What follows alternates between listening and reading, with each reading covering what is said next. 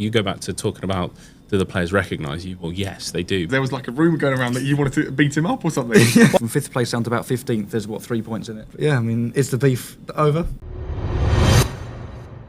So welcome back. It's a very special day here. We are joined by Ashley and Isaac from the podcast. Ashley and Isaac, how are you? But first of all, before that, Jamie McCready. Sounds like we're delivering the news, doesn't it? It looks like we're delivering the news, I can tell you that. Yes, it does. Absolutely. Welcome, Jamie, lads. how are you? I'm very good. But more importantly, how are our guests? All good, thank you. Yeah, good journey down today. Good. Speedy one. Cheers for inviting us on. No worries. Well, hopefully we can make the most of this. And as I said to Harry, live in the moment. It's pretty important to do. So, where are we starting off? Leeds. It has to be Leeds, yeah. Great time, great trip. So obviously, we'll start off with a high point. Ashley, Isaac, what does it mean? How much did it mean to you to actually walk away with that award? Well, for me, look, I'm going to be honest with you. I was confident that we were going to win. Okay. I looked at, scouted out the opposition and thought, if you look at our socials, the level that we were putting out there were some pages they only had one Instagram post on. So when you're going for content creator, I think the biggest thing for us, the most flattering thing, was that we wanted to be best podcast or best newcomer, and then all of a sudden we got bumped up to best club content creator in the Football League. So that was massive. And with the 50-50, the judges' vote, I was confident with that. It was more, we knew that we were coming up against some massive clubs. That was the bit that sort of made me a little bit worried. But yeah, what a delight. And you said, Lodz, didn't you? When they read out the third and second, it was like, nah, we're done. We're cooked. That's what you think, though, because you always think that, if we haven't got third, then I've got nothing. But then all of a sudden, you're top dog. Yeah, exactly. Yeah, and I think we celebrated the loudest, didn't we, in the room? Yes, you did. It was quite an eruption. Yeah. There was some big, well-supported teams, content creators in our group. That's what I was worried about. Like Sheffield Wednesday and Only Swans. I was chatting to him a couple of weeks before the Football Content Awards, and he was saying they've been doing it 8 or 9 years, and I think 3 years they've been nominated and they hadn't quite got a gold yet, and it's like. When they read out third and second, Only Swans weren't in there. You could actually hear me on the recording saying Only Swans, because I just thought they were going to win, because it's a bit political, isn't it? Football Content Awards, maybe they were going to win this year, but yeah, we won. I do remember that eruption. I do. I heard it was a good noise, because it just showed how much it meant to you lot. Yeah, absolutely. We're Peterborough United fans. We don't win often, despite what Darragh will tell you, that we're privileged to have won however often we do. Yes, we'd won at Wembley, but to actually, Lodz, you identified, didn't you? I can't take the credit for it. Lodz identified a gap in the market for fan content, and it was pretty relentless, wasn't it, that first season? And even now, it's still very relentless, but it was just nice to be rewarded and acknowledged that actually it's not just posh fans. That's the big thing for us, is that it's not just posh fans that listen to our stuff. We regularly have fans of other clubs wanting to hear about us and hear what we do and all of that sort of stuff. So obviously we made the trip from around here all the way up north, but for you guys it would have been a bit easier. So talk to me about your eventful night prior to you winning. Oh, well, I had quite an easy night, to be fair. Yeah, I picked up Miran Refugiza. He got a train up. Yeah, so he got the train. I drove up with him, yeah. So nice. I took him up because Lodz had invited him up. So he got the train from London up to Peterborough. I picked him up. We drove up. We stopped somewhere along the way because I needed some food. And then Nando's? No Nando's. No, literally dodgy service station. Blythe Services, not a good that services. That rings a bell, Blythe Road. We might have heard, yeah, not a good services, but a quick in and out.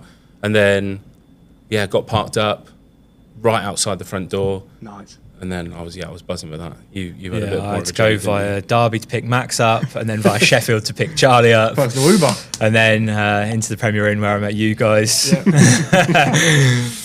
And then, we got an Uber over to the ground. Eventually. Yeah. Well, it was hard to get them, wasn't it? Yeah. It was hard to get the Ubers. Yeah. Prior to us speaking about the Premier Inn, I wanted to touch upon a few things about the Content Awards.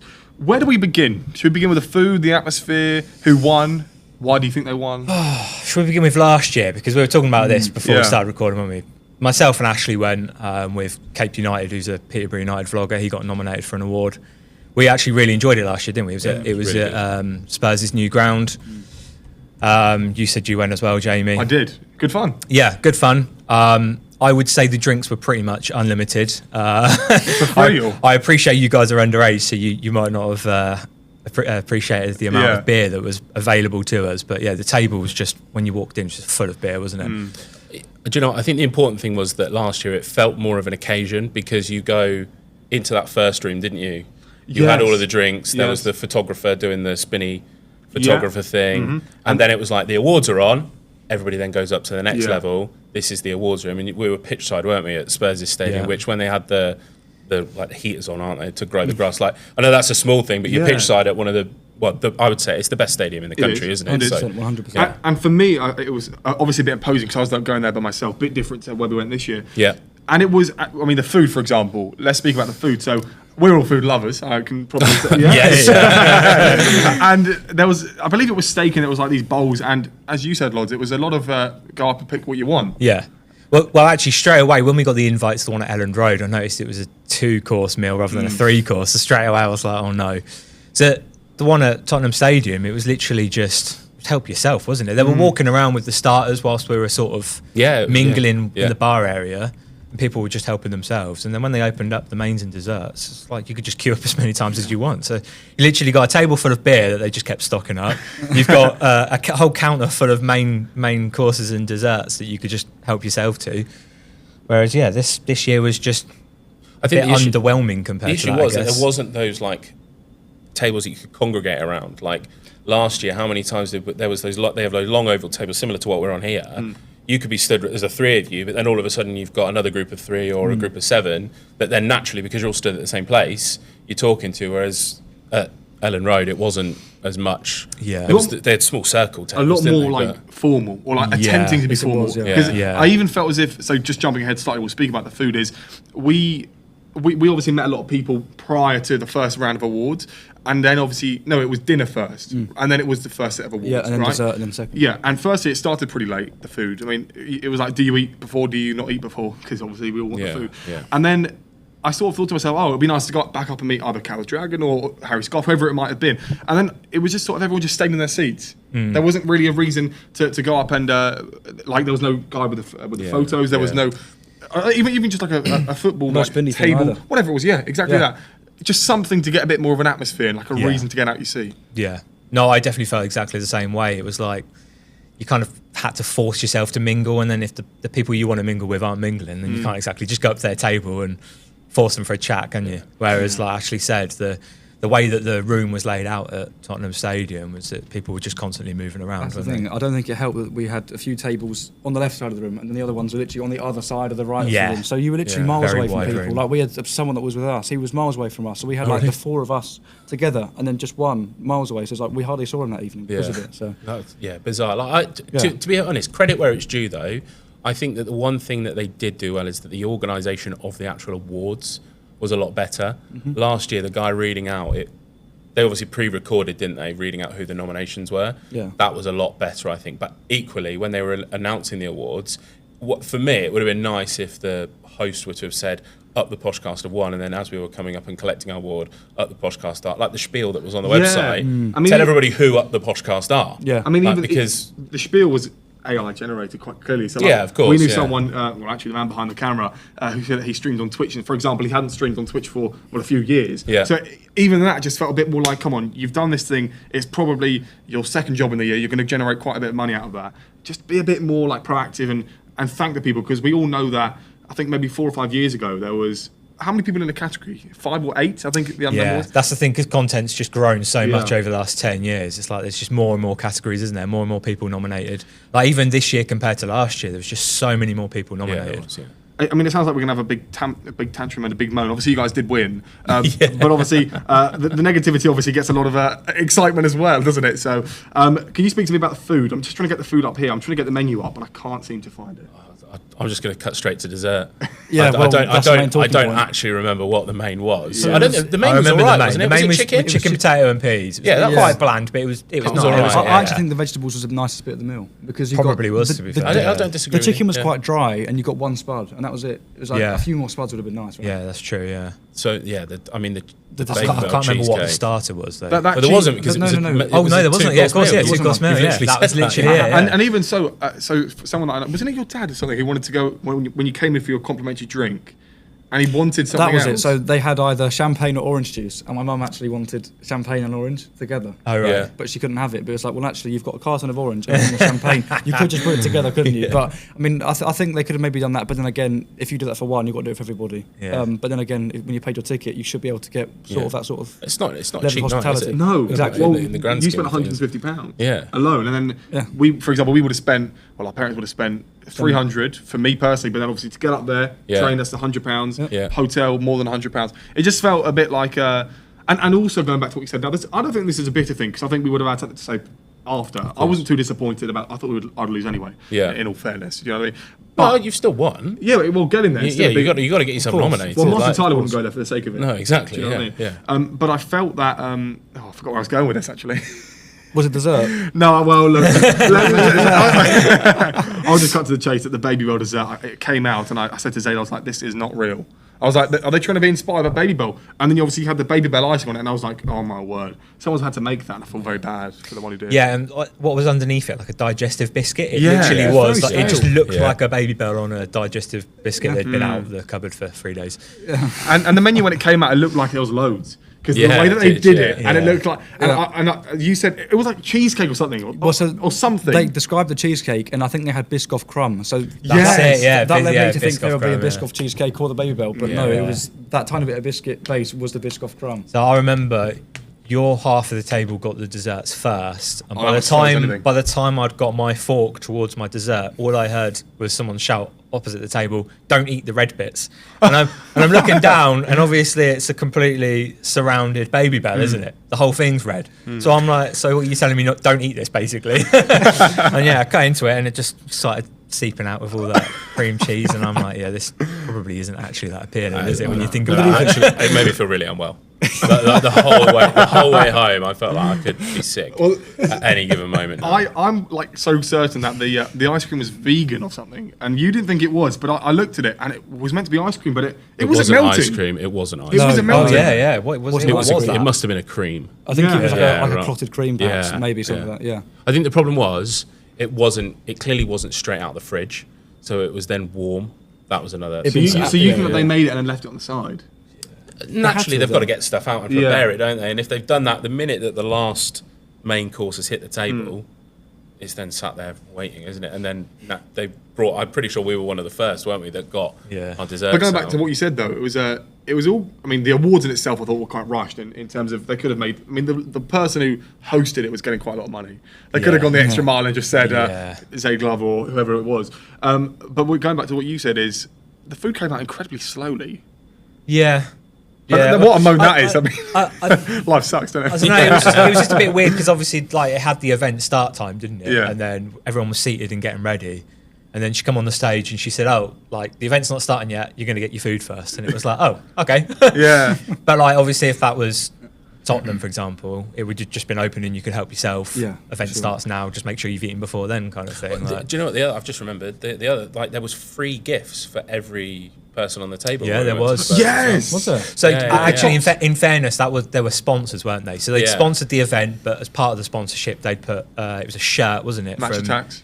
Yeah, it was one Match of the Attacks. surprise shirt companies. Classic all football shirts. And then there was Match Attacks. Which, or funnily football enough, cards. I was clearing out my black jacket to wear yesterday.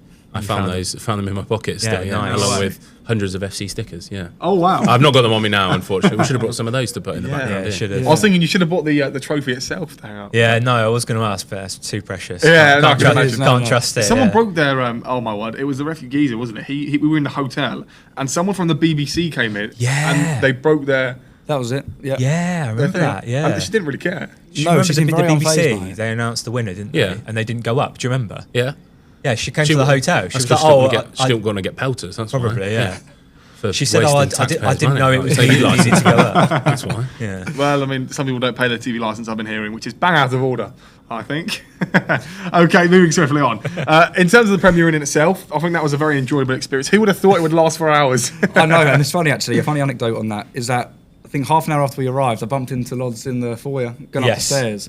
And I think I sat down with my dad, and you mentioned the Football Content Awards. I turned round, and you were like, "Are you going?" I said, "Yes." And then, obviously, I think we waited for our food. I was taking the KFC up the stairs, and then I bumped into him again. He said, "What category are you in?" We explained it. I said, "What category are you in?" You explained that as well. And then that was sort of it. I didn't see you on the way there. We got there, and then obviously back to the Premier Inn, and that's when, as someone said, all hell broke loose. Two groups in the lobby. There was you three having like a nice sophisticated conversation, and then what I can only describe as three mums and a random guy off the street getting on it. And a Sainsbury's bag of life full of crisps. And Azura as well. And Rob. And Rob's Azura, a great guy. He was, and that's the thing. Nice guy.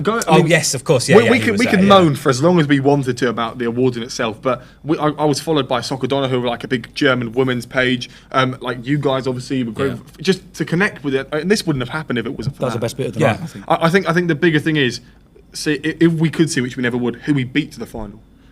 How many people did we actually beat per category to get to a final? It's a good. A lot of people. And that's what I would want to know as well, is what percentage share did we get to have won? Yes. Like, how close was it? Like, was it like a mark in it, or was it 2 marks in it? I don't want to sound like up my own arse, but obviously I got there 2 years in a row for the same award, so I just sort of felt like it wasn't. I didn't think I was going to get to the final, but I just thought, well, I can see why I would. Yeah, natural progression. But then next year I'd be like, oh, if I don't get in, I'll be like, oh, I've done something wrong, because I've been there 2 years in a row. Whereas if you kept trying, you've never got in, but then all of a sudden you're in, it probably means a bit more to you. I think that's our friend Cape United, the vlogger. He wasn't nominated this year, and when you sort of look at his content in the year before and then the year before that, he hasn't really progressed it. And like what I said earlier with football content, is that it's growing so much. You constantly have to evolve and adapt, don't you? And it's like, you might not necessarily have done anything wrong. It might just be that everyone's grown so much that they've just overtaken you, and it's just like a natural thing. Like vloggers, for example, it's such a crowded market, isn't it? Like, we must have 4 or 5 now for Peterborough United. And the rest. And even we do our own ones sometimes. I do. Yeah, like even we've uploaded the odd one or two. Yeah. But it's like you kind of like, what's your USP then? So like, you've got to then really build on your USP. But like, naturally, if you want to watch a vlog, it's going to be whoever uploads it first, isn't it? So then you're like trying to edit it as quick as possible. And that's not one thing. People don't watch vlogs for the person behind the camera, do they? They watch it because they want to see the limbs. Exactly. That's what people watch, and they want to see an alternate angle of a goal or something like that, or a controversial moment. So if you're not the first, like Lodz says, you may as well not bother. Yeah. I don't want to moan. This is hopefully going to be my last moan. I mean, he'll probably say I'll moan for days. But there was Canadians that came this year and they came last year, and they won both years. They flew in from Canada just for the event. And we also thought, it came from your side of the corner, that a lot of people from Leeds seem to have won. Yeah, for our group, Leeds Fan TV won it. And it seemed a little bit, I don't know. You know what, that's quite funny, because we felt like that the year before, didn't we? That all the Arsenal and Spurs content creators were winning. And we said, I wonder if they've purposely picked all the North London because they know that they're going to come. More likely, in numbers. But then the Canadians have come to use. Now, I don't think you'd travel for the Football Content Awards across the world for an event in Leeds. If you weren't guaranteed to win it, you wouldn't do it. We had an American on our table, didn't we? He flew in for the awards last year. Yeah, and he won it. Yeah. Arsenal podcast. What makes you wonder? And that's the thing that makes you wonder. It probably all goes back to why we probably had the most ridiculous celebration, is because probably a lot of the people that were around the table knew that they were going to win, because like there was the Juventus guy, wasn't there, as well? Yes. Again, do you think that was a bit of a stage? He definitely had a prepared speech, didn't he? Yeah, he did, because he mentioned he knew what he wanted to say. He mentioned his wife and his family quite a few times. I don't think you'd mention that if you weren't 100% sure that you'd win. Yeah. He doesn't know. He knows. Yeah. Do you want to talk about the politics of the FCAs? He's got splinters up his arse. There are a lot of content creators that just don't go, aren't they? And they never get nominated because they know that they're not going to turn up. Well, yeah. I mean, like you talk about like Ellis Platten, for example. Like, he's been open and said he doesn't think it's right, he should pay for his own ticket, but he wasn't nominated for an award, I don't think.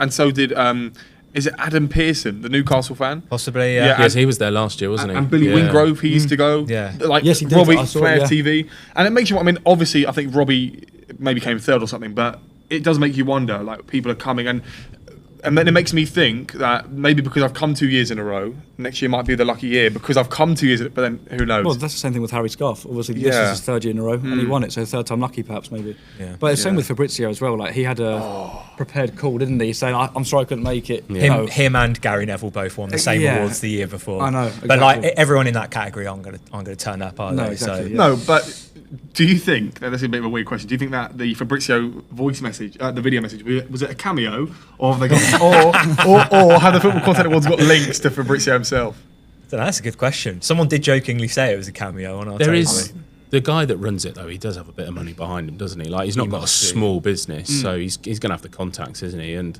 I mean, Fabrizio's gone before. Has he? Yeah. Yeah. I'm pretty sure. Maybe they need to. Yeah. I think because do they alternate between North and South? So it's going to be a Southern event next year. Well, they're going to run out of stadiums eventually. It was Crystal Palace, and then it was Anfield was one of them, and then it was Tottenham. Back up. Then it was now Leeds. Have they done West Ham? No. Yeah. So let's say it's in West Ham next. You're going to get a lot more big heads from London, aren't you? Going into the Southern ones compared to the North. I think if you say to someone that's already living in London, or that can fly in easily to London, the events in London, as opposed to you've got to go all the way up to Leeds or Liverpool, for example, they're probably more likely to go, aren't they? Yeah. It was a good event, though, regardless. Yeah, absolutely, yeah. And also, you guys won. Definitely. As we've already mentioned. But, I wanted to mention about, obviously, we met Martin Tyler. Yes. Presumably you guys maybe did, or not? No, we didn't. Did you talk to him, Ashley? Who, sorry? Martin Tyler. No, I didn't. No, he was flocked with Yeah. all sorts of people busy, that wasn't wanted to he? get a We photo. We had to almost like form a queue. He does look like, I know he is old, but he looks old as well, doesn't he? Yes, like he does. He looks like he's very well He's aged weathered. quite a bit, yeah. yeah. It's a really harsh thing to say, isn't it? But if you'd have put Martin Tyler there 10 years ago, you'd think, now he's kind of like a Z-list, isn't he? Yeah. Like, Which is mad to think. Yeah, it is. Yeah, like there's so many.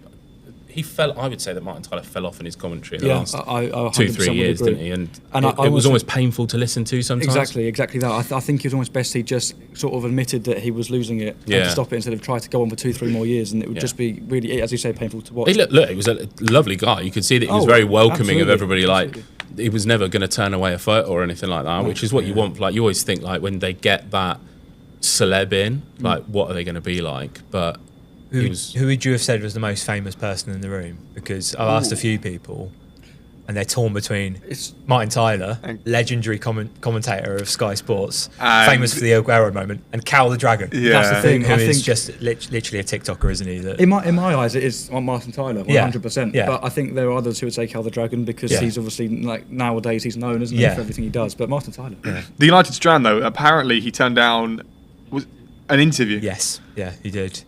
So we were egging Refu Geezer on to go and interview for his channel, and he went straight up to United Strand, and he said that he's not doing any.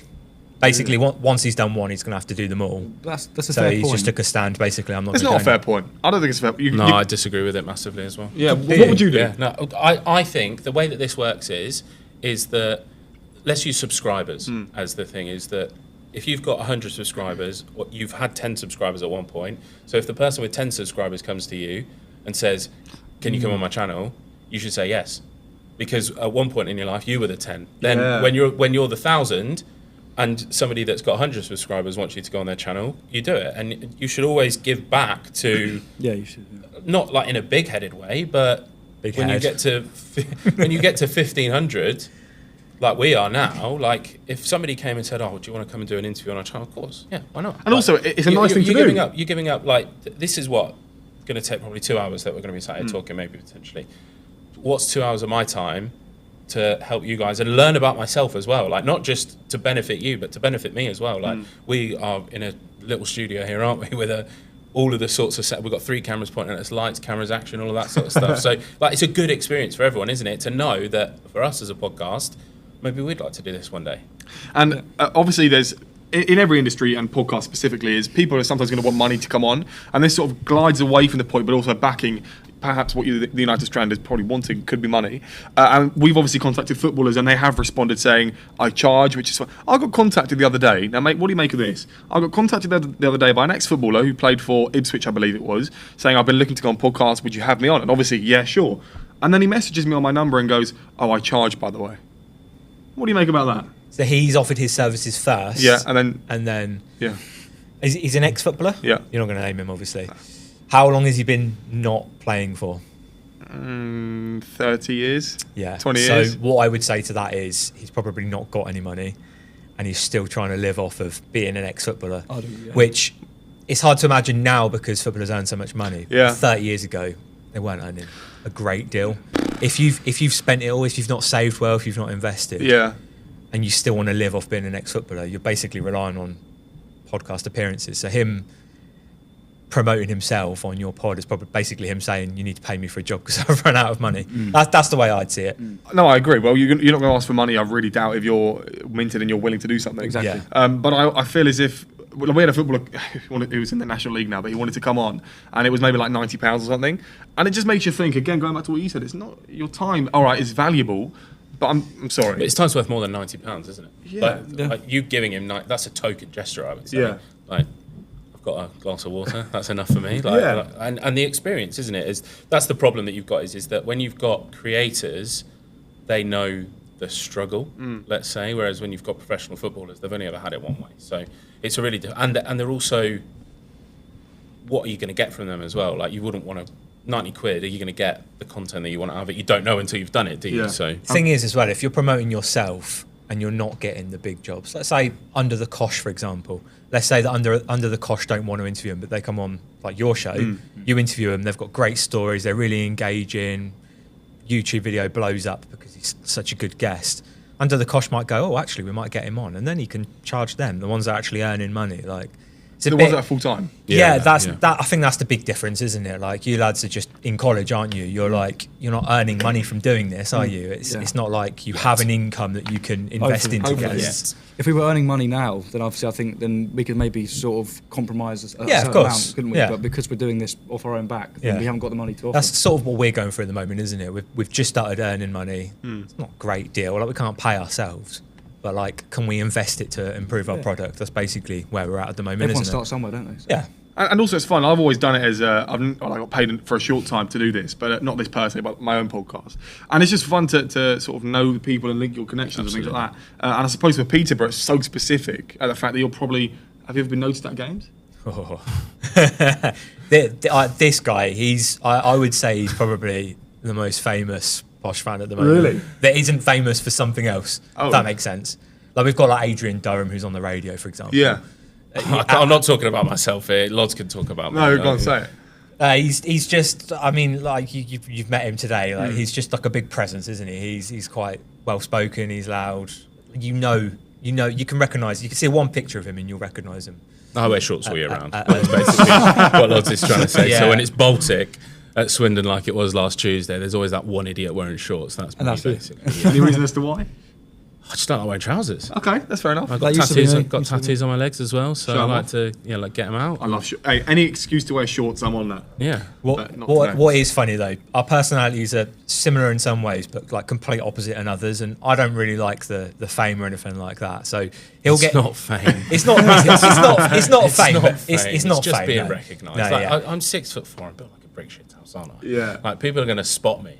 And I like to talk to people. I like to have conversation with people. I like to introduce myself to people that are around. Like, we have got some great info from people that shouldn't have told us what they've told us, but trust us, so that we can then make our own decisions based on that. So, and that's like what's important, isn't it? It's like it's exactly what you said. The same with the FCAs. It's just networking, and when you're a recognisable figure, it's good to chat to people. It's just funny though, because sometimes we're together, they'll come up to me, oh, Ashley from the podcast, and he's like, yeah, there's Lodz as well, and they're like, oh yeah, you're right. But it's great. Like, I love that. Like, that's perfect for me. It's just, I feel like it's a really great. I wouldn't say even entry, because that's real disrespect. But the fact that you're doing it for Peterborough. Right, so you're only focusing on that community. It's so niche and it's so specific. I think people sort of have to listen to you guys. Yeah. Right? Yeah, well... how many football podcasts are there like us? Loads. Yeah. There is one for Peterborough that they're just nowhere near as consistent enough. You're looking at like one episode every 6 weeks at the moment, aren't you? Yeah, so absolutely. It was literally just a gap in the market, and I guess like once one person's gone, oh, I've listened to that, it's actually all right. Like, you should listen to it, and then it just sort of spirals on from there, doesn't it? I mean, we've got quite a good reach on social media as well, so I feel like even if people haven't watched or listened to anything we've done, they would have seen it, wouldn't they? On one of the platforms. We know that all of the players watch as well. Yeah. Oh yeah, absolutely. Oh wow, no doubt. Why? Why do you think they'd listen? Why? Yeah. Because football players are very, is it egotistical the right word to use? So yes, hear about they want to, if they've done well, they want to know, and if they've not done well, they want to know as well. Oh yeah, well yeah. Because they want to push back. Not that they've no, I don't think anybody's ever reached out to us, have they, and said, I completely disagree with what you say. But they want to hear our views, don't they? Yeah, they want to hear our opinions. It's really interesting because the way that Peterborough United squad works is it's quite often young players that basically using as a stepping stone. Mm-hmm. Their objective is to get to the Premier League. So they're trying to stay professional, but they're also learning because they're only like 20, 21. We have like inklings that they watch and listen, and like you might get the odd comment from someone or a family member or whatever. But we went to the end of season awards, didn't we, with the players last season? Really good event. Yeah. Really good, yeah. But it's just funny to see the players are obviously a little more relaxed. It's like a social environment for them, and there's no problem coming up to us and talking about the pod. No, some of them. Is that where the picture came from of you holding the trophy with? Was it a player or one of your posts on Instagram? You've got yourself. Oh no, yeah, that's a shirt. That's just sponsor one of the. We sponsor one of the players. I swapped it to the podcast now, haven't I? But yes, yeah. Archie Collins. Yeah. Is that good fun? Sponsoring the player?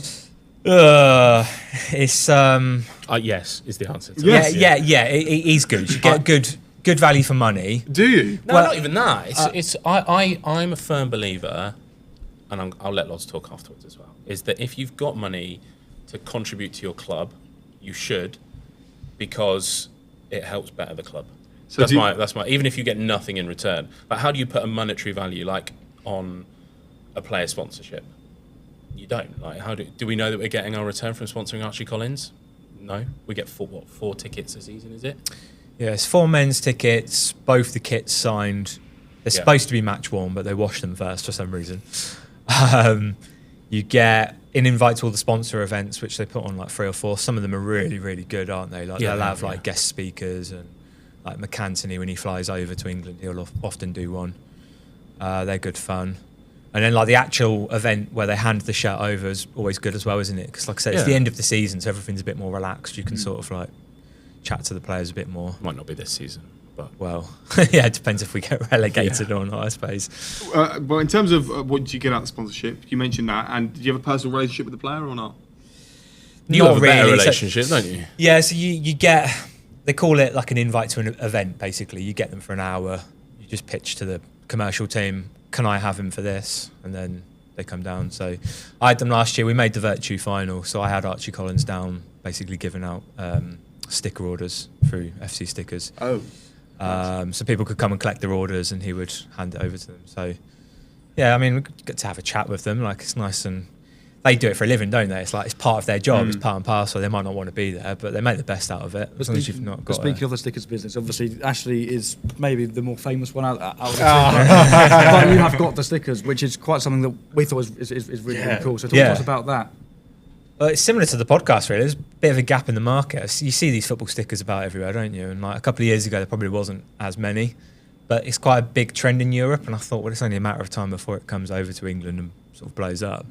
I thought there's no one really selling them that's like a legitimate business. There's a few people on Instagram that print them at home and sell them. I think I could probably do a better job, like if I treated it like an actual business. So, yeah, I just sort of registered the company with like the view to expand it, but just sort of trialled it with Posh fans to begin with, come up with my own designs, got them printed. And yeah, like we had a really good season that season because we almost got promoted. We won the Virtue, or whatever it's called at the time, Bristol Street Motors.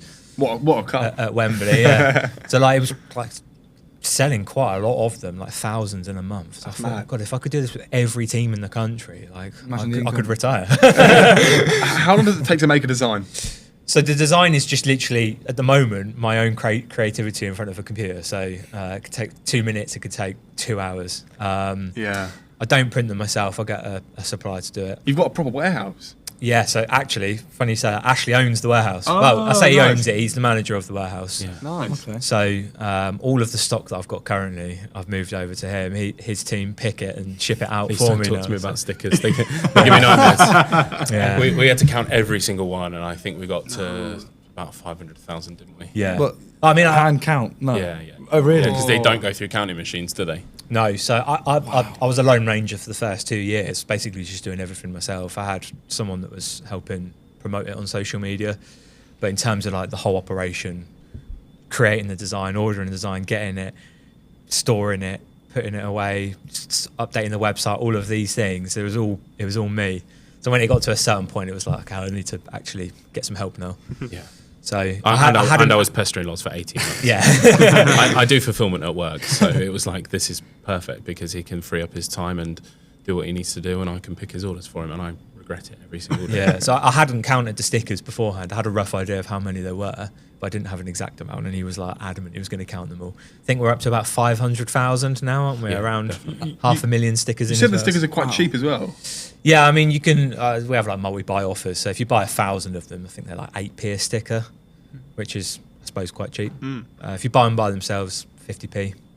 So anywhere between 8p and 50p, basically. And you're quite a good page on Instagram as well. You built quite a good following on there. It's very professional the way it's laid out. It's Yeah, just trying to improve the standards. Unfortunately, there's a lot of people out there that copy everything we do, so we're just constantly trying to evolve and put ourselves further ahead of the competition, I guess, not fall behind. So been any roadblocks? Like, have you taken sort of 2 steps forward but then 3 back, or has it always been? Yeah, sort of. I mean, the thing is, because it's a registered business, I've got to be really careful about trademark laws and copywriting and things like that. And I don't know if you guys have ever had any experience of using a Premier League badge and anything, but quite often you put it just even like on a graphic advertising something, you'll get a representative contacting you asking you to remove it. Oh, really? Yeah, some Premier League teams are just so hot on getting things removed like that. So I have a few workarounds to sort of not use like club badges and anything that's been trademarked. So that's a big issue of mine, especially with the people that copy, because they're not legitimate businesses. They don't really have rules that they follow. They just sort of not face the consequence either. Yeah, basically, yeah. Because how can you sue someone that it's a nameless account, isn't it? It's just an Instagram account with no name. Like, how can you sue them? Yeah.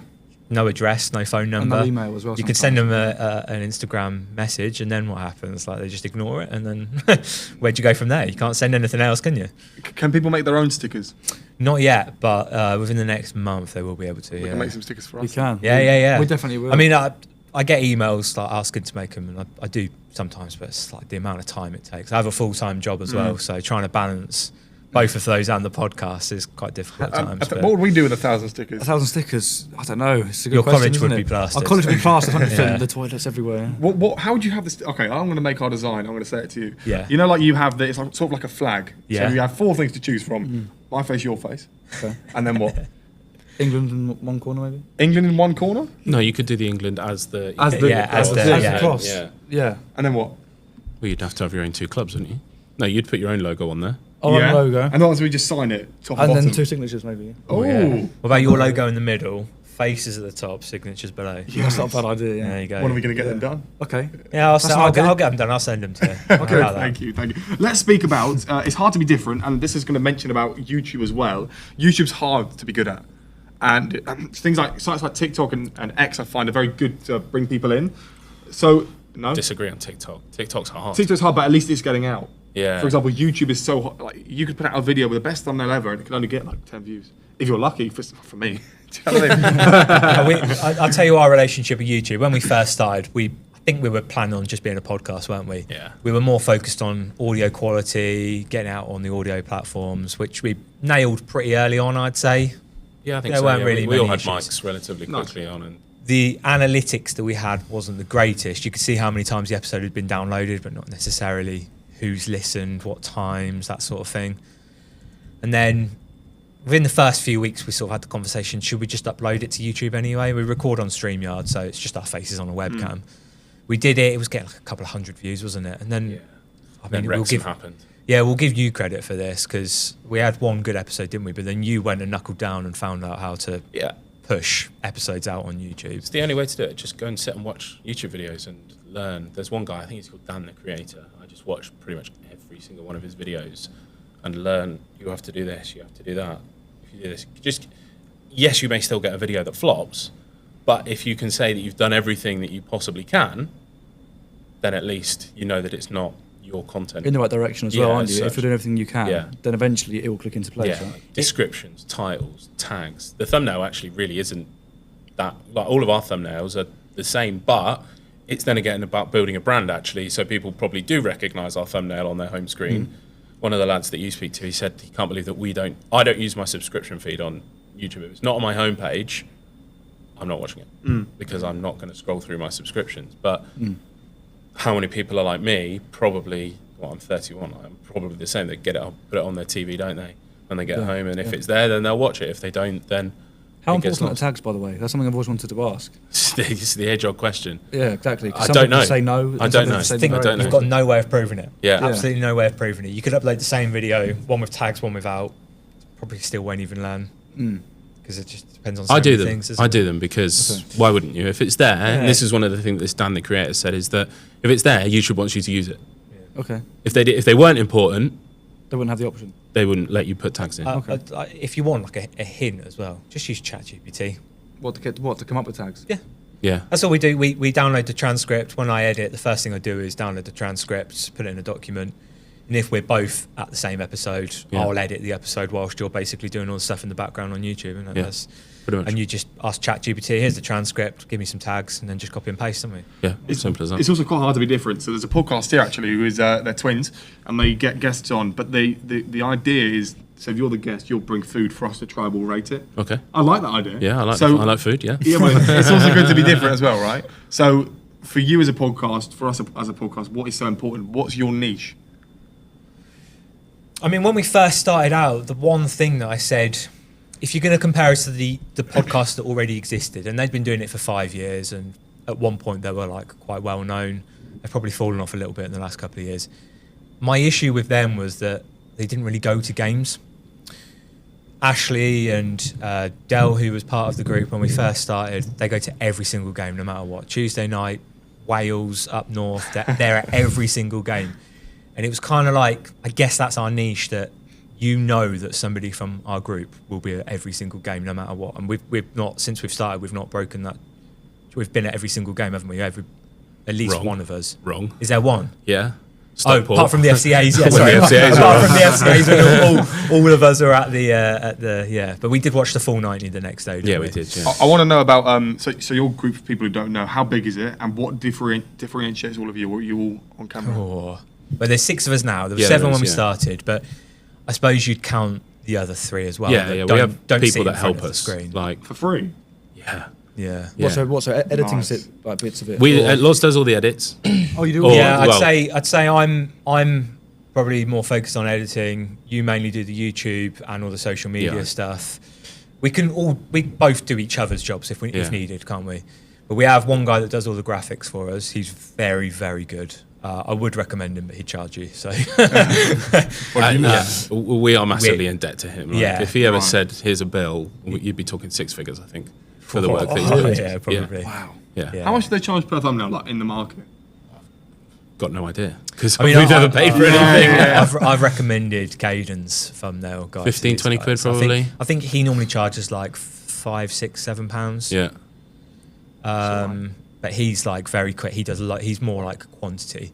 The guy who we use is like very high standard. Like he would rather spend his time and get it bob on in his mind. And he also the important thing is he believes in our product, doesn't he? And he believes in us. Yeah, that's the thing. So he's a really good graphic designer, but he doesn't get the most money out of his trade, if that makes sense, because he only does it if he enjoys it. And him giving to a project is enjoyable for him. So he might not necessarily get paid right for the job, but he gets more satisfaction out of it. It's probably the easiest way to put that. Yeah, I would say so, yeah. I constantly want to give back to him. And it's like, we know that we'll never get to a net even because I've said before, we wouldn't have won the FCA if it wasn't for the guy that does our graphics. 100%. Because we wouldn't have put stuff out on socials. Yeah, like, as simple as that. We would have just been... It's just that initial impact, isn't it? Boom, like, whoa, this looks really good. We've had people recently say, they're like proper like professionals, and we're not though. Like this time last year, we didn't know what we were doing. I saw your comments on YouTube. Actually, I was having a little, like a scroll through them, and a lot of support you get. Yeah, a lot of fans. Yeah, you're talking 20, 25 comments every single episode. Really good. Yeah. But that's about the community, isn't it? And actually, it's not just. At the start, it was just the 6 of us or 7 of us, wasn't it? Yeah. And it was like, what do we want to achieve from Up the Poshcast? Well, I just wanted to talk about Posh with people that I liked talking to. Then all of a sudden it was like, it basically went Wrexham, Charlie said some silly things, didn't he, and ended up on a Wrexham pod. Yeah. Harry then said something about Birmingham fans and put a Villa top on and wound them up. Then we had the chairman on in January of this year. Yeah. It was that point, January the 4th, I think it was, or January the 5th, he came on and we just didn't stop from then. Because people came to watch him. Yeah. Then saw us and was like, oh, actually, these guys are quite good. Like, let's watch some more of their content. And because we're releasing, every game we're releasing something. Like, this season, it's been 2 episodes per game, isn't it? Yeah. Every Saturday game's had a preview show and a post-match show. Yeah. So Tuesday nights don't get that's the thing. So we're into our 2nd season now. We've expanded a bit. We've got a website. We've got articles. So the other 2 that we were mentioning, they're helping with the articles a bit, aren't they? Yeah. There you go. You need cogs rolling to build a team, right? Yeah. But that's the hardest part. Absolutely. To get a team ready, to get a team going, and all on their own page, and they know what they're doing is so important, money or not. Yeah, so you said you guys are just starting to earn money. So just think about 5 years' time, 2 years' time. Next year, you could probably be in a position 10 times better than this, and hopefully buy us out. You never know. But who knows? What do you want to mention? I've spoke quite a lot. So something that we have to clear up, Lodz, is this scarf behind Lodz here. Yeah. So should we just explain and delve into what happened? Well, yeah. So. We were in the lobby of the hotel, weren't we, after the awards, and as I mentioned before, there was 3 mums on the sofa that were enjoying their drink, and it's your mum, isn't it, that's the Brentford fan? Yes. And obviously, naturally, you're asking, what team does everyone support, and you're having chit-chat. And she said Brentford, and I said the only thing that I know about Brentford, which in my mind, that recent time, our owner, Darren McAntony, said that Brentford had ripped off his transfer policy of using data to sign all these people that no one had ever heard of. And I told her this. I said, McAntony thinks that Brentford stole his... Anyway, a couple of moments passed. We had a few conversations, didn't we, about content and stuff. I go back to the group with the mums, and all of a sudden, she's having a go at me, saying I hate Brentford. And I'm thinking, I don't remember slagging off Brentford. And everyone's giving me daggers, saying that all I've done all night is slag off Brentford. And I was thinking, I don't remember this happening. And then, yeah, I don't know what your side of the story is. Well, I wasn't really involved either. We were talking, I was with you. And so you've probably only heard the other side of the story. Yes, I have, to be fair. Yeah. Obviously, naturally, as a mum, you would want to support that. But after a few drinks, people change, don't they? So who knows? But then obviously, explain in the morning time as well. Oh, yeah, so in the morning, we were a bit worse for wear in the lobby. And we were just potting around, having a coffee. And yourself came down looking nice and fresh. Morning, morning, you're right. And then following you was your mother. Morning. No eye contact whatsoever. So yeah, I feel like maybe she might have regretted some of the. Brentford and Posh have a good relationship, though. Yeah, I mean, we had a conversation about Ivan Toney, and exactly. He was obviously very good for and them, Benji Arthur, don't forget him. And Benji Arthur, I did bring him up, and she was well aware of his progression within the Brentford Academy. Oh yeah, so. No, I mean to be fair to her, she knows what she's on about. I mean, she's been going home and away since she was my age, so she's very. I think I know what the comment that probably peed her off is I said I've never met a Brentford fan, and it wasn't an insult. I was being deadly serious that. You don't really get Brentford fans, do you? I know a Brentford fan. I met them in Cavos in 2019, and they live up in Scotland. And he comes down every weekend has a Brentford season ticket. Yeah, mental. That's unbelievable. Weird, it's strange, but it must mean so much to him. Yeah, absolutely. I think it goes with his dad as well. So. Okay. I wanted to mention, so I had an experience actually in Egypt, and it's going back to what you said. So you would have thought everyone saw your sort of argument, if you like, even though it wasn't so much, and we didn't. And it was the same thing with me. So I was in Egypt actually, and when you say, "Oh, what's that?" Then you flick them up like that. So someone tried doing that to. So let's say it's Harry and I. So I did it to Harry, and then he's come and done it to me, right? This Irish guy, and I just stood there and looked him dead in the eye. 0 to 100. I'll knock you out. I'll knock you out like this. I was what was it? 2 years? No, a year ago. And it makes 2 years ago, and it makes you wonder, why do people get so irate about the smallest thing? But let's also name the moment, I suppose. Yeah, but let's name what we name this the salt shaker man. The salt shaker man. Oh yeah, so the random guy that I didn't know who he was. We were talking about this before recording, weren't we? I didn't want to offend anyone at the time and say who is this guy? Who's he with? Like I could work out you guys all had your mums with you, and I think your dad was there as well, wasn't he? Yeah. And then there was another content creator with us, and we had Charlie and Max from the pod, and Refu Geezer was there. It was quite a big group. Good group. He was the only one that I couldn't. Iconic group. Who is he? and we spoke, didn't we, about the Sainsbury's bag for life full of crisps, and you know him as the salt and shake man because he just spent the whole time shaking these. Did he eat the crisps in the end? Because we went out in Leeds and we left you to it. I don't think he'd eaten them by then. Well, from what I remember is we were actually advised to sort of keep him there with us because there was like a rumour going around that you wanted to beat him up or something. Well, that's the thing, yeah. Like, I don't know what happened there.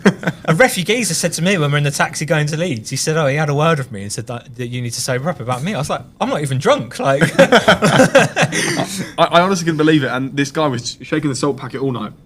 And as you said, who is this guy? You've got the clip, so insert clip here. Yeah. On the screen, yeah. Chicken ball we try. Can I give it a shake? And me giving him the ice. But maybe just blur out his face. Like, Did you stick in touch with him? No. Now, I'm going to make a bit of a conspiracy theory, is I believe that he actually maybe had a bit of a crush on your old mother. I hope not, but maybe he did. No, I think he did. Who knows? He sat there all night and was just...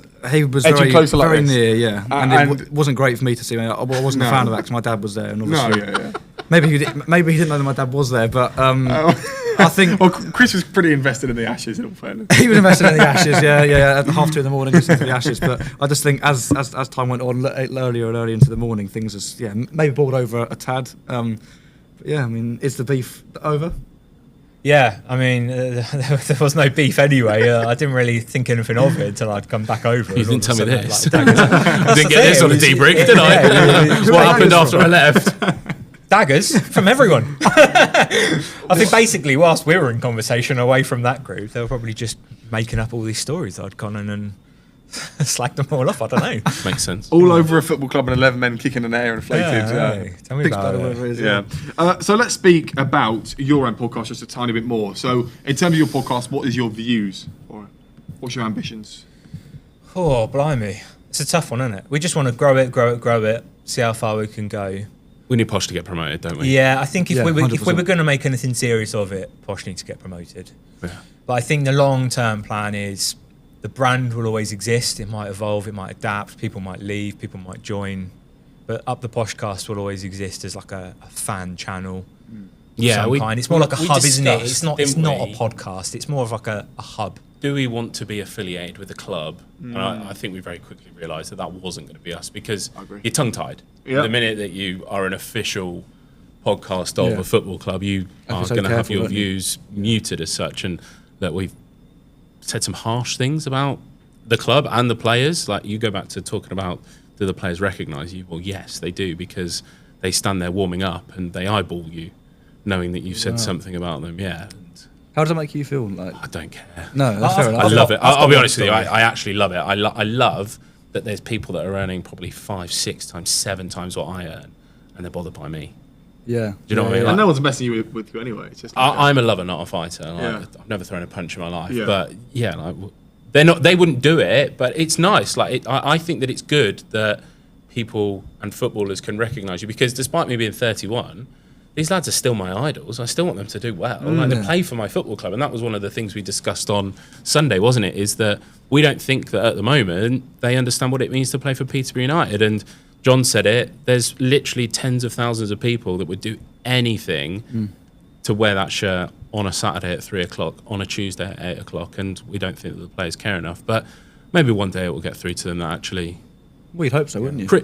Lots of people have said it, critical friend. That's all that we are. But it's so important though because we're having this problem at Liverpool, we're having this problem at most clubs. I think have the problem at, and we actually spoke to Hope as well. Actually, so we're a player who played for Everton in the Merseyside derby, and I asked him. I said, when you're playing against when your squad is more foreign, so not Merseyside related people, does it die down an atmosphere? So does it die out an atmosphere that perhaps your players aren't all coming from Peterborough? Yeah, maybe not from a geographical sense, but just because they have the viewpoint that they're using us as a stepping stone. I guess that can sometimes reflect, can't it? That I think that's a Posh thing, isn't it, more than anything? Yeah, I think it's just part and parcel of our transfer policy. I mean, you're a Watford fan, right? Yeah. You got Hector Cipriani. Yeah. Yes. this man across the table fell out of Hector Cipriani because unfortunately he was our captain last season, and it was probably our worst season in probably since we've been supporting the club, right? Absolutely, yeah, no doubt about it. Like all you ask is that the players don't take the piss, and he did. Oh, absolutely. Well, Bristol Rovers away, that was the big one, wasn't it? So I think the tell is here, right? Now he's left, people inside the club are sort of releasing a little bit more info. The summer camp prior to last season, he was one of the ones, he wasn't just him, talking about his next move already. His contract was up the summer just gone, which is why you ended up getting him for free. Yeah. We've made the decision, actually, if he plays at his best, he's worth more than what we're going to get out of him for this season than what we would if we sold him. And he just didn't, did he? He was just awful from start to finish. He was injured to begin with. I'll give fair dues where they're due, but he was injured to start with. But then you're like, he's back to full fitness, and I don't think we ever saw. That's not true. We did. We saw it once from January through to May. We saw fully fit Hector Cipriani once, and that was at Wembley when the TV cameras. Yeah, the TV cameras went on him. He scored a goal at Wembley. And to be fair, the Huddersfield game as well. He had a good game then, didn't he? Away. Like our first win. Yeah, but he scored that one as well, didn't he? Yeah, he scored the goal there. It was little things, wasn't it? Like you want your captain to sort of stand up and take the hit, and like just never really gave off the impression. He's not a very good talker, is he? Yeah, and he was being put in front of the camera, and he's not consistent and fluid with his words. It was very ummy and ahhry, and you're like, well, that's the club captain. You want them to be able to, and then say what they want to say. Like, just get it out there. Yeah. January window opens. We know we're not going to get promoted. We're looking like we're more likely to get relegated. And I guess there was a decision made, do we just sell him in January and invest in players that are going to keep us up now? And again, they decided they'd keep him. And he came out, didn't he? And he said that he made the decision to help a club that he loves survive in the league. Yeah. And it was like, well, you didn't show that for the last 6-7 months, which is why we're here in the first place. Yeah, so. And then Bristol Rovers happened, didn't it? Yeah, what happened in that? So he was on the bench, essentially, and half time came around. I think we were losing 1 or 2-0 at the time, and it was the worst 45 minutes that I watched. The next 45 minutes were actually ended up being worse. Oh. They're joking around, like, and this was like, it was January 31st or February 1st, can't remember the exact date, but it was like, we're in the relegation zone here. Like, fans are worried that, I've said it before on a recording, I'm like, Posh will never get relegated from League One, but it's this time last year, it looked like we were going to start dropping down, and it's like, how can you joke around like as a professional, but like warm up as a captain as well? Yeah, that's the leader of the club. Yeah, you sort of get away with it if you're a young player, inexperienced, maybe you've just joined the club, but this is his 3rd year. He's pushing on for a move to a high-end championship club. He's the captain of the club. He's been given this role of leading all of these young players and helping them through their own careers, and that's, I think I said something, didn't I? I think I shouted something out, telling them to basically. I mean, I wasn't there, but there was enough people reporting on the incident. I told him to start taking it fucking seriously, because like I was worried. I was worried that Posh were going to get relegated. Like nothing's funny, is it? But I said that Bristol Rovers were one of the worst teams that we played, weren't they, when we played them at home, and then we went and lost 3-1 to them at their place, and it was like their fans are then mocking us like, you're going down. Obviously they ended up going down, unlucky, but do you know what I think though is that's disappointed me in Cipriani, because he looks like a decent player. I think he's a great footballer, but he's got to apply himself. Yeah. He's so Frank Lampard-y in the way that he plays football, arriving late into the box, scoring goals for you, but last season he just didn't do it, and if he were to have done it, we wouldn't have finished 18th, would we? We would have finished, yes, we may have still finished like 11th or 12th. We were never going to go for a promotion push last season. That was clear from the start. But yeah, he just didn't apply himself. Because realistically, he took his foot off the gas because he didn't want to get injured again. And it's the same thing with Liverpool. If Gerrard came in, for example, the passion would be back and the desire. And obviously the captain, as a captain, so we actually were asked the question, if we were put into Sky Sports Studios, would we know how to act? Now, for us, it's more of a common sense thing, like you're polite, you do what you got to do. But for someone like Cipriani, like you're wearing the armband, like you should know what to do. Like, and even just playing football, you've always. I said to you the other week, I was like, all these people have had their own stories to get to where they are, and surely they should look at their younger self and think, I've always wanted to be a Watford player or Peterborough player or wherever. So that's the thing with Cipriani. He did always want to be a Watford player, because I'm pretty sure his family are Watford fans. Yeah. Oh, so, are they? Yeah. So he's definitely from around that area. I thought he was. Was he not born? Was he born here or something? I think he's born in or around London. I think it's his dad that's Cypriot, isn't it? Yeah. Right, so he chose that for like international reasons. Yeah, but he was at Spurs, he was at Orient. We got him from Orient. Right, okay. And he's obviously he's played centre back quite a lot. CDM. For Cyprus, yeah. And for Watford as well. Has he? He's dropped back quite a bit. Yes, he has. He hasn't started for a few games, if I'm right. No, he's not. He's been on the bench quite a bit. Yeah. lately. Hate watch. As of lately. Well, you know we're watching a lot. But. Watford are on TV. I'm hate watching Cipriani. Yeah. Well, to be fair, Watford this season, I know it's obviously a Peterborough podcast about you guys, but Imran Louza, do you know about him? No. He is probably the best midfielder in the Championship. Watford are lucky enough to have him. Yeah. And we spoke to Hope, and so Louza's just signed up with a new agency. And that would probably mean, he's sort of like Salah. He said he's basically wanted to leave for the last 3 years. So if a player signs up with an agent, are they gone in January or are they gone in the summer? What do you think? Oh, when did Ricky change? Was it Ricky that changed his agent? Nah, Ricky was with his agent for ages. Who was it that changed their agent? I don't know. There was a posh player that changed his agent, and we were like, oh, that means he wants to leave. Was it Burrows? Can't remember. Harrison Burrows. Yeah. Sheffield United might be. Yeah. And did this player go It there? was within a year, yeah. Makes you wonder. I don't think Louza's going to stay in England, certainly not Watford. But surely, though, you mentioned a hate watch. Is it not nice to see one of your players go from Peterborough to Watford or not? There are a lot of fans that do enjoy that, and I suppose if they're from the academy, it feels a bit nicer. Like Burrows, for example, he came through our academy as a local lad. I think he was at the club since he was 8. Yeah, that sounds about right, yeah. And then got his move to Sheffield United, and I think he's not doing great this season, but last season he was like best left back in the league, I think. But I don't really get a satisfaction of seeing ex-players do well. Who do I want to see do well? Ronnie Edwards. Oh, he's at Harrison Southampton, Burrows, isn't he? Yeah. Ephraim Mason-Clark. Who am I not bothered about? Of course, I would still watch them. Cipriani, Ricky J. Jones, Poku. What's the difference? We made money off of the first 3. We've all got contracts. We've got sell-ons. The other 3, if they do well, we're not going to make a penny.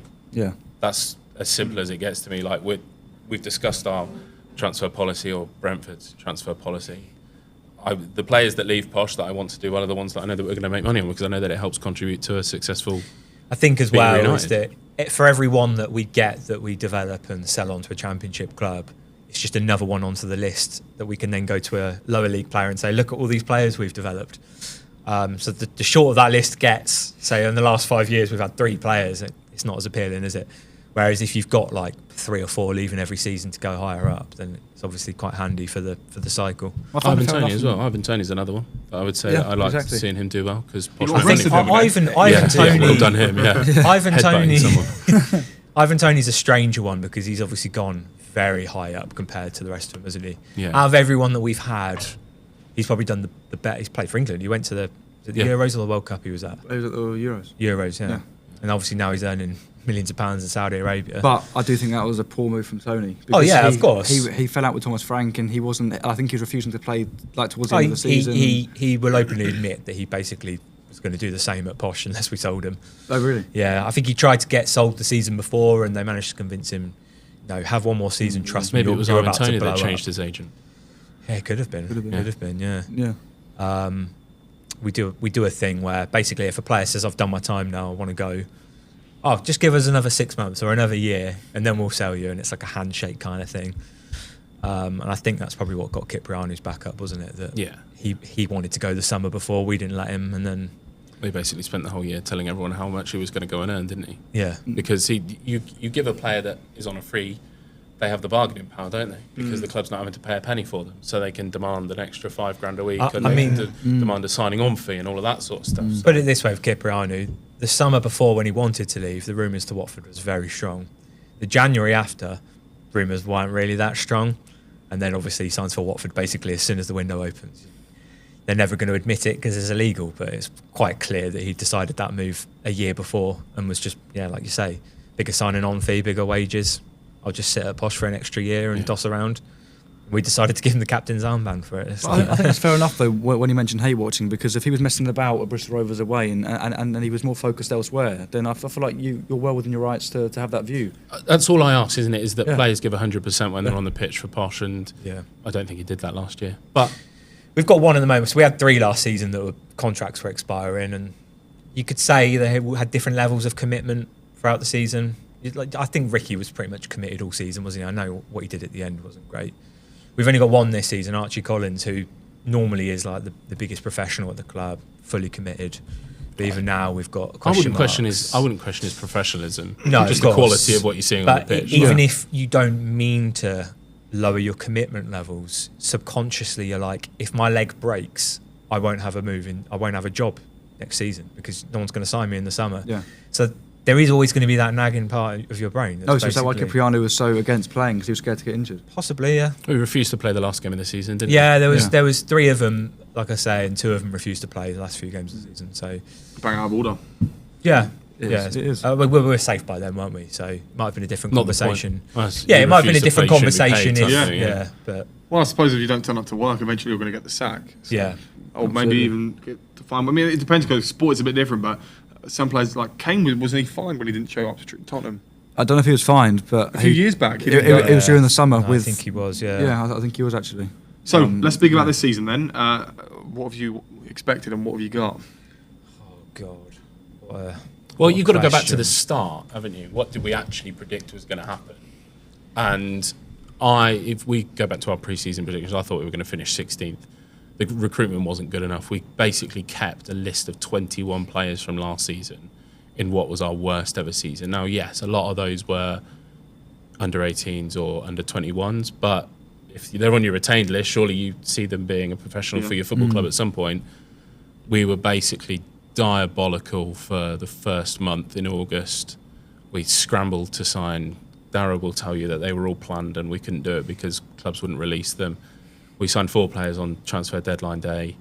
We then were better for what? Probably we won 2 games on the bounce, didn't we? We beat Wickham, beat Plymouth. Yeah.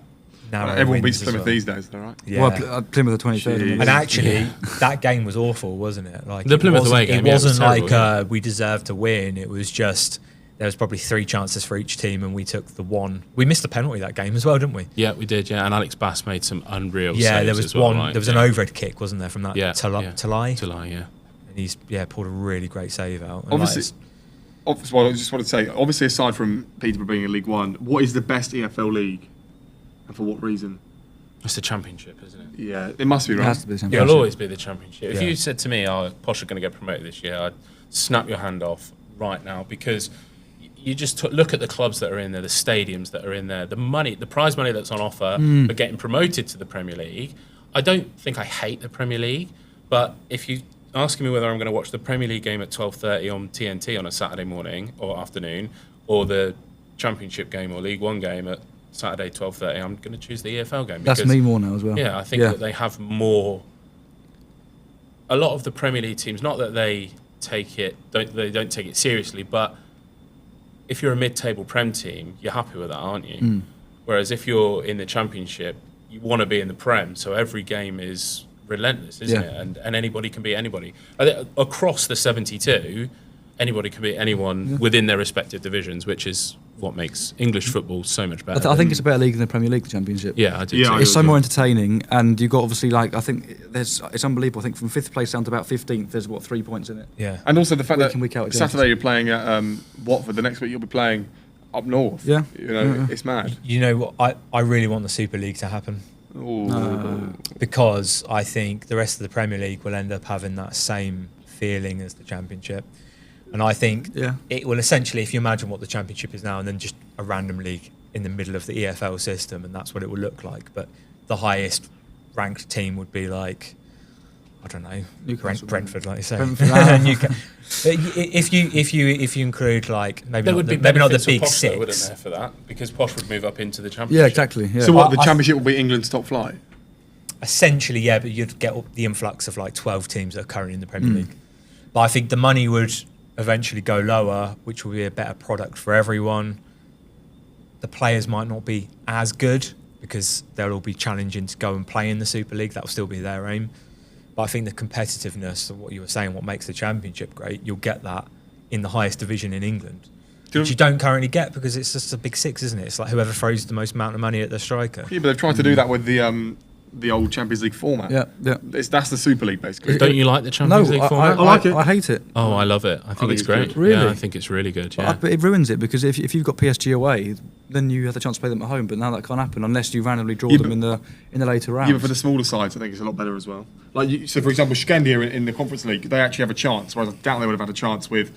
I I don't know, some Polish sides in there and a Spanish side. No, I understand that, but I also think getting rid of the away goals rule was. But that's a different conversation. That's a completely different conversation. The away goals rule was a load of nonsense. No, it wasn't. It's good fun. No, it wasn't. Good fun. Because that's what made the second leg matter. It adds jeopardy to the game. You see our Champions League run when we made Madrid. The Ajax game was unbelievable.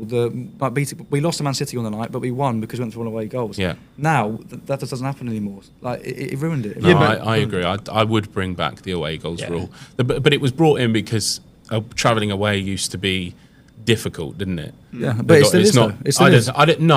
It was more like the impact on the players' bodies that meant that they were already at a disadvantage. Now they fly.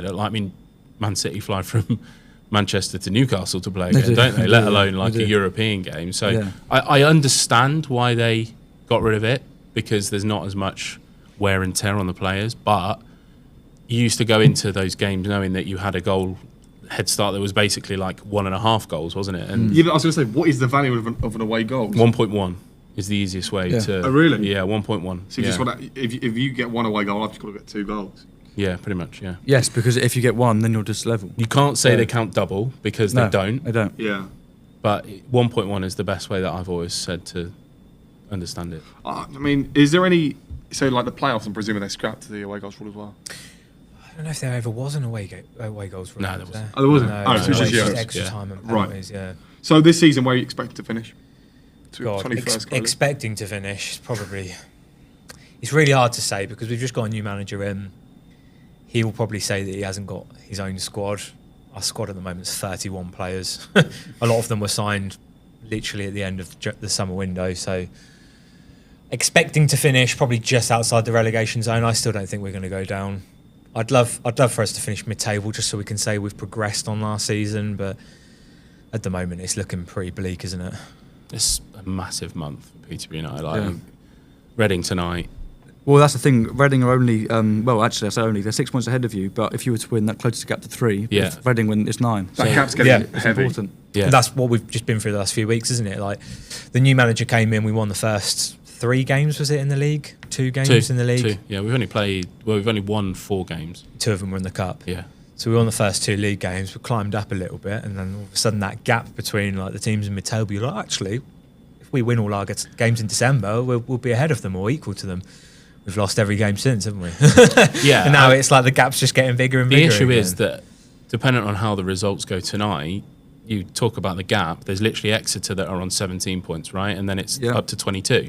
Yeah, and Port Vale on 14. Yeah, if all of those teams that are on 22 win, and then nobody that's in the bottom 5 win, you're talking then 8 points, 9 points, and then it basically becomes a mini league of 5, doesn't it? It does. Yeah. And you've basically got 5 teams fighting for one space to avoid, and it's a nightmare. But that's why it is such an exciting league, because Absolutely. anything can happen. But I still think Posh could get the playoffs. Yeah, that's what I think about Watford. Last year, Tom Cleverley he only probably won about 3 from January all the way to the end, and it was like playoffs are still possible. We're like 7 points off with like 10 games to go, and then obviously it didn't quite happen. But I mean, this is the great thing about these leagues is it's never over until it's like properly over. Yeah. And it's probably the same with the relegation zone, although it's getting quite heavy at the bottom.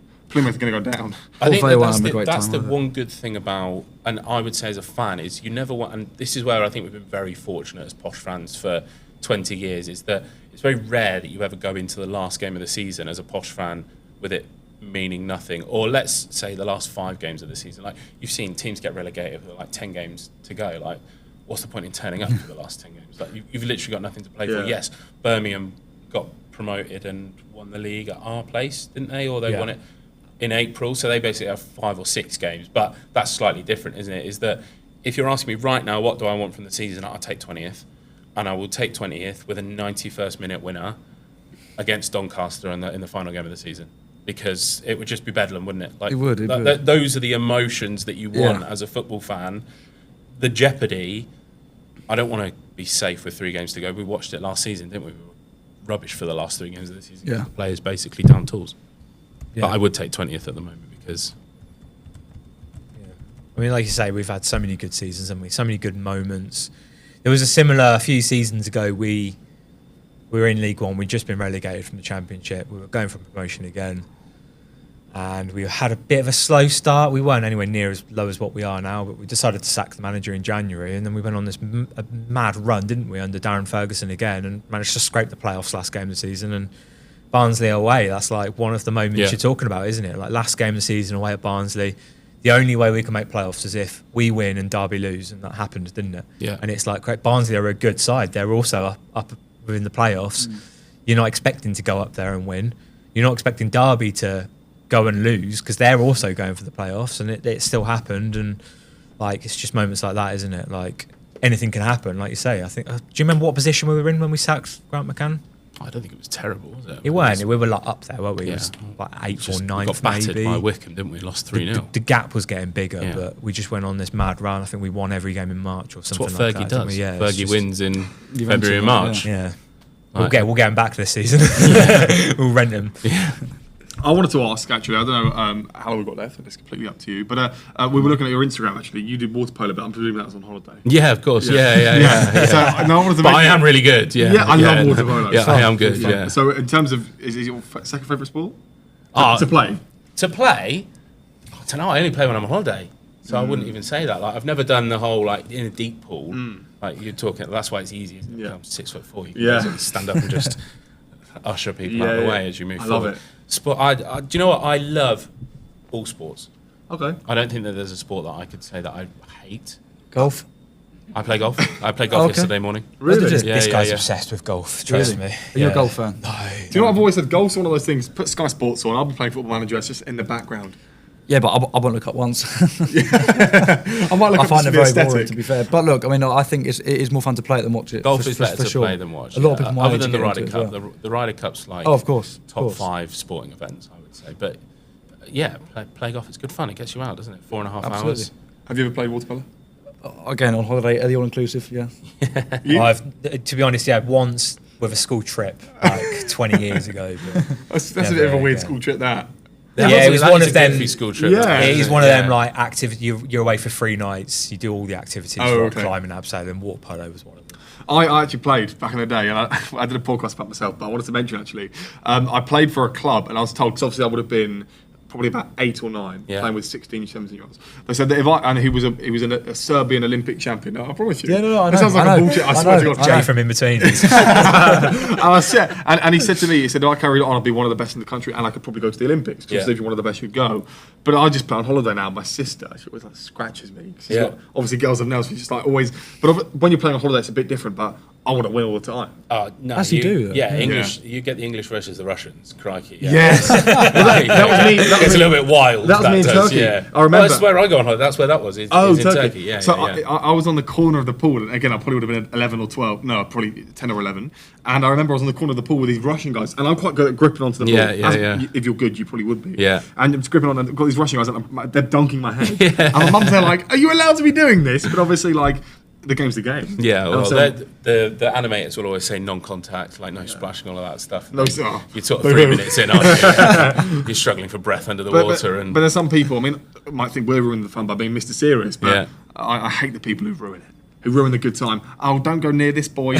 Let him run through. Let him score. Yeah. Oh, no chance. Go hard. You got to go hard. Yeah, like the bumper cars that are called the Dodgems, and the first rule is don't crash into everyone. And it's like they used to be called bumper cars. That used to be the idea, is that you have to ram people. Yeah. And what's the point? Well, you drive around and you have to dodge everyone. Like, that's no fun, is it? Well, when I went on the go-karts with Aidan, I ended up crashing into him, and he complained. But that is the point. That is the point. I'm in a car. Walk up with whiplash. They've probably not done it right. Yeah, exactly. That's what Aidan said he had. But obviously, he complained. If I wanted to drive a car, £2,000 claim against you. Yeah, could you imagine? He hit me on the bumper cars. I've got a car that I have to dodge people in. That's my own car. Like, I want to be able to ram someone for a change. Yeah. Exactly. Anything more from you? Anything more? Luke Williams. Yeah. You said he plays the right football for Posh, but he's struggling to get results. But do you see light at the end of the tunnel for him? Yes, I do. I think with Darren Ferguson, because we've had him for so long, eventually he's going to get stale with that group of players. And unless you were going to get rid of every single player and start again fresh, which we weren't in a position to do, there's going to be players that have sort of didn't want him to be around anymore, which is, I think, what's happened. Luke Williams has come in. He's new voice, new energy. He's probably a lot more different personality-wise to what Fergie is. He's probably a bit more closer to the players in terms of like relationship. More dad than head teacher. Yeah, I think with a young squad these days, they probably want an arm around them more than they want someone shouting at them. And Darren Ferguson at one point was the young manager that's come through, and now he's the older generation. He's probably used to, I mean, his dad was the same, wasn't he? Alex Ferguson used to give the hairdryer treatment, used to shout at all the players. I think there probably is an element of Darren Ferguson managing that same way. And I think the players eventually were like, why should we work for this guy? Whereas Luke Williams will come in, put an arm around him, tell him how good they are. I think he's more likely to get the best out of the players and just a young player in general in the modern game than what Darren Ferguson would. It's just at the moment he's found out that the performances they put in initially were probably unsustainable, and he's got to try and find out a way to sustain a high level. Okay. That's probably where we're at. My last question actually would be, give me where you'd finish this season. Realistically? Yeah. 16th.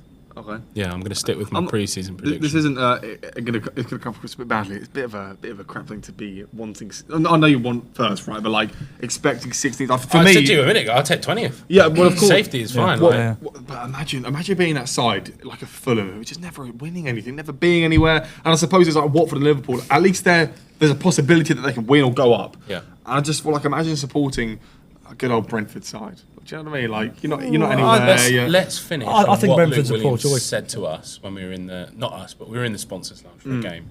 He said Doncaster at home, the final game of the season. He wants everybody to leave looking forward to the next home game, which would be the start of the next season. And that's all that he can. That's all that he can do now with where we're at. Yeah. He's got Lodz obviously mentioned that he thinks he needs 2 windows. Yeah. He needs to be able to get rid of probably 20 players and bring in 10 to 12 of his own. I think the important thing for us this season is the last 2 seasons we've won the Virtue Trophy, we've had sort of like a distraction from what we do in the league. This season we're out of all the cups already.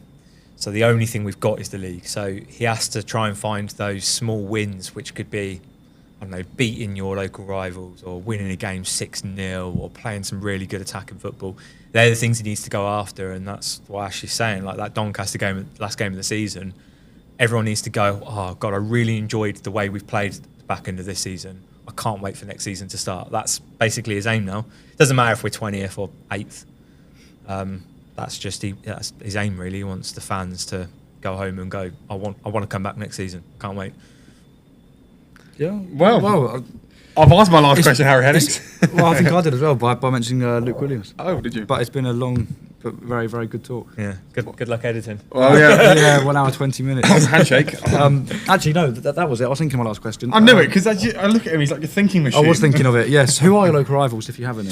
Cambridge. Cambridge is the big one. Okay. Our generation would say Cambridge. They've just got relegated to League 2.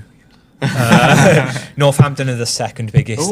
Northampton, yeah. Northampton are the biggest to a lot of posh fans, sort of the older generation, and maybe the younger generation now that Cambridge have been in League 2 for quite long. Yeah, so this season it's going to be Northampton just because we're not playing. Lincoln are the only other one. Lincoln's another up. It's a rivalry, isn't it? More than anything. Back from that COVID season where we had Milton Keynes, didn't we, when we were younger? But they're sort of fallen off a bit as well. They have massively. Yeah, absolutely. But who's ending? Well, Harry, I think you're ending it. I'll end this. Well, we can only say thank you so much for coming. Thank you, Lodz and Ashley. Really good fun. We do end on here with a handshake, so I'll start with you, Lodz. Thank you very much. Well, actually, no, hang on a second. You've got to bring it into that camera there. So bring it here. Thank you very much. We'll bring it in here. I think you two, it's only right you two go across the table, actually. Thank you very much. And Harry Hennings. Pleasure. Thank you very much. Thank you so much.